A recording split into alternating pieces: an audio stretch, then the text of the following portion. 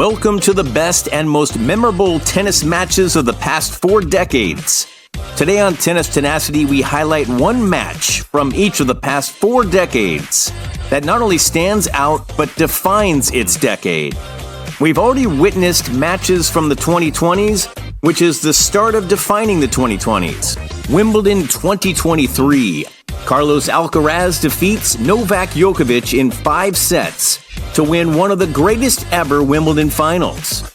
This could be seen as the changing of the guard, as the best of the new era flipping the script against possibly the greatest of all time. Australian Open 2024. Jannik Sinner is down 2 sets to none. Roars back to beat Daniil Medvedev in 5 sets. This was a match that most Americans tuned out at 3 in the morning, thinking Sinner had lost, only to wake up to hear about the unbelievable comeback.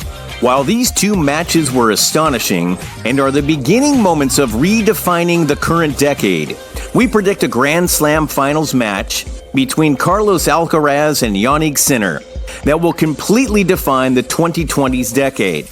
These 2 young ascending players look poised to take the torch from Novak, Rafa, and Fed well into the future, leaving tennis in excellent hands.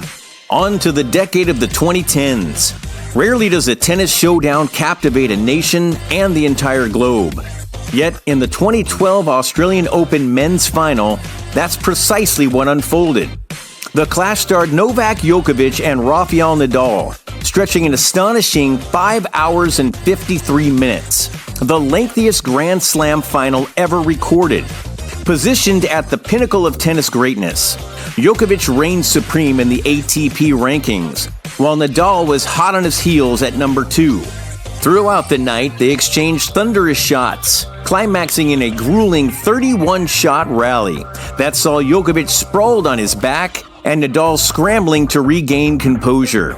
Reflecting on the intensity, Djokovic likened the moment to an overwhelming surge of adrenaline. "I was simply gasping for air, striving to recuperate for the next exchange. My mind was a whirlwind of thoughts, sitting through options, trying to discern the best course of action. Facing off against one of the all-time greats, a titan of mental fortitude, he left nothing to chance," Djokovic recounted. Ultimately, it was Djokovic who emerged victorious, the clock striking 1:37 a.m., the final tally reading 5-7, 6-4, 6-2, 6-7, 7-5. With an impressive 28 ATP titles under his belt, including 4 Grand Slams, Djokovic's win marked his 3rd consecutive major triumph. Yet beyond the stats, it was the opponent he conquered and the manner in which he did so that resonated so deeply. On that court, it was evident to all spectators that we had drained every ounce of energy from our bodies, Djokovic remarked. For Nadal, the match represented a personal triumph, showcasing his ability to push beyond perceived limits. "This one held a special place in my heart," he acknowledged, "not solely due to the outcome, but because of the caliber of our performance." In the aftermath, Djokovic's jubilant shirtless celebration amidst the electric atmosphere at Rod Laver Arena etched itself into sporting lore as an emblematic display of raw emotion. Moments later during the trophy ceremony, both warriors, overcome by exhaustion, reluctantly took their seats, defying convention. The 2020s were defined by the last match of Wimbledon in 2008. In an epic Wimbledon finale shrouded in near darkness, Rafael Nadal triumphed over Roger Federer, ending Federer's reign not seen since 2002. The match, stretching a record 4 hours and 48 minutes, concluded with Nadal's victory at 9:16 p.m., marking it the longest singles final in Wimbledon's history. Nadal, capturing his first Wimbledon title, expressed, "The most important thing is to win the title," acknowledging the weight of defeating Federer, considered by many as the greatest in tennis history at the time. This dramatic showdown on a rainy day surpassed their previous year's clash, intensifying their rivalry. Federer, aiming for a historic 6th consecutive Wimbledon title, faced a crushing defeat, stating, "Probably my hardest loss by far." Despite saving match points and showcasing resilience, Federer couldn't overcome Nadal's relentless spirit and precision. Rafa's win not only halted Roger's streak of 65 consecutive grass court victories, but also crowned him the first man since Borg in 1980 to clinch the French Open Wimbledon double in the same year. The Spanish champion humbly shared his victory, extending respect to Federer. "He's still the best. Right now I have one, so for me, it's a very, very important day." Their intense duel, filled with breathtaking tennis and mutual admiration, marked a significant moment in sports history, with Nadal emerging from the shadow of his previous year's disappointment to revel in the glory of his Wimbledon triumph. Now to the 1990s. In 1990, Jimmy Connors, already a tennis legend and five-time U.S. Open champion, was sidelined by a wrist injury, making his first absence from the tournament in 2 decades. Despite being 37 and facing a significant setback, Connors pledged a comeback, fueled by his legendary determination and the allure of the New York stage, which had been the backdrop to his most memorable moments. By 1991, Connors returned to the U.S. Open with a mission to prove that age was just a number. His early rounds tested his resolve, especially a dramatic match against Patrick McEnroe, where Connors overturned a 2-set deficit, powered by the electric New York crowd. This comeback set the tone for his run to the semifinals, a journey emblematic of his career's fighting spirit. The highlight was a 5-set victory on his 39th birthday against Aaron Krickstein, a match that became an instant classic, showcasing Connors' heart and tenacity. This run, marked by resilience and an unbreakable connection with the fans, was the final act of Connors' storied U.S. Open career.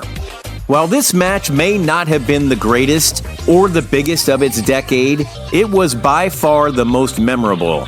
That particular day, the crowd was not only cheering for Connors, but also for the era he symbolized, the adventurous days of the 1970s and early 80s, when numerous fans were captivated by the flamboyant personalities in the sport. Connors epitomized that era like no other, being one of the earliest icons of the professional game. He played with passion and for profit, consistently delivering excitement and entertainment to the fans. On this day, just as he predicted, he made the U.S. Open rock and roll again. On July 5th, 1980, the Wimbledon Center Court was the stage for what would become an iconic showdown in tennis lore, as Bjorn Borg and John McEnroe prepared to face off. Tennis enthusiasts around the globe braced for a memorable clash, yet no one could have predicted the historic spectacle that was about to unfold. The scene was set for a stark contrast between two gladiators, Borg the stoic Iceman from Sweden, known for his unflappable consistency, and McEnroe the fiery super brat from America, famous for his explosive shot-making and contentious demeanor. Borg was riding an unbeatable streak at Wimbledon since 1975, fresh off his 5th Roland Garros victory, while McEnroe, the prodigious U.S. Open winner at 20 years old, had proven he could topple Borg, boasting a grass-friendly, aggressive playing style. The match commenced with McEnroe seizing the first set with a display of confidence that seemed to catch Borg off guard. However, Borg, ever the strategist, recalibrated his approach, opting for a more aggressive stance to counter McEnroe's dominance. This tactical shift paid dividends as Borg clawed back, clinching the next 2 sets. The narrative took a dramatic turn as Borg stood on the precipice of victory in the 4th set. McEnroe, with his back against the wall, engineered a miraculous comeback, saving multiple match points to win a marathon tiebreaker 18-16 in what would become the stuff of legend, pushing the duel into the final set. Defying the odds and the emotional toll of the fourth set, Borg, true to his Ice Borg moniker, displayed remarkable resilience. Elevating his game, especially on serve, Borg captured the fifth set, concluding the epic match after nearly 4 hours of play with a masterful backhand passing shot, cementing the match as Wimbledon's most unforgettable final. With this victory, Borg not only secured his fifth consecutive Wimbledon title, but also etched his name in history as the first to win both the French Open and Wimbledon in the same year, achieving this incredible feat for the third time. The 1980 Borg-McEnroe final remains a pinnacle of tennis excellence, showcasing the contrast of styles and the sheer will to win, forever remembered as a defining moment in the sport's history. As we look forward, it's hard not to see Sinner and Alcaraz taking the reins from Connors, Borg, McEnroe, Agassi, Sampras, Federer, Nadal, and Djokovic.